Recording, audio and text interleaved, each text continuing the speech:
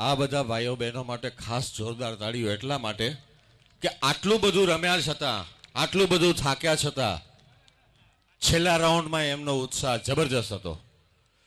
ખરેખર બધા જ ભાઈઓ અને બહેનો અભિનંદનને પાત્ર છે અને સ્પર્ધા પણ સાંકડી નથી. કદાચ ટ્રેડિશનલ ડ્રેસને જો સ્પર્ધામાં ગણીએ તો આખાય પોરબંદરના બધા જ રાસોત્સવને એક તરફ મૂકીએ અને એક તરફ થનગનાટના સ્પર્ધકોની સંખ્યાને મૂકીએ તો પલડું બરાબર થાય છે.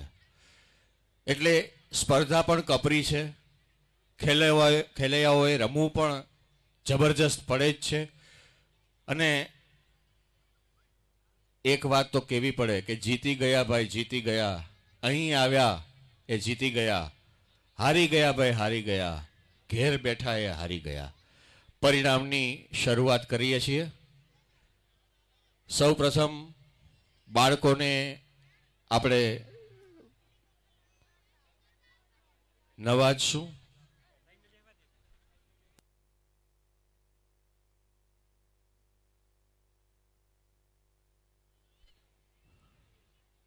આજની પ્રક્રિયાનો મહદ અંશ સમગ્ર પોરબંદર વિસ્તારે નહીં, ગુજરાતે પણ નિહાળ્યો છે.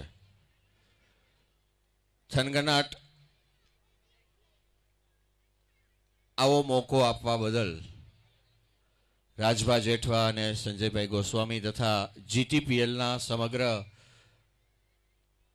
સાથી મિત્રો, કેમેરામેનથી માંડીને એડિટર સુધીના, પ્રસારક સુધીના સૌ મિત્રોનો અમે ઋણ સ્વીકાર કરીએ છીએ.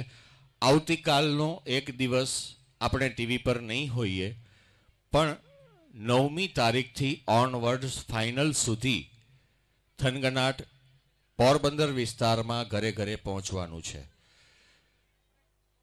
પરિણામની શરૂઆત કરીએ છીએ.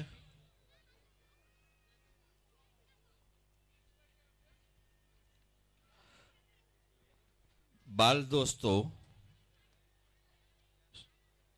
સૌ પ્રથમ ટોપ 10 ગર્લ્સ કિડ્સ.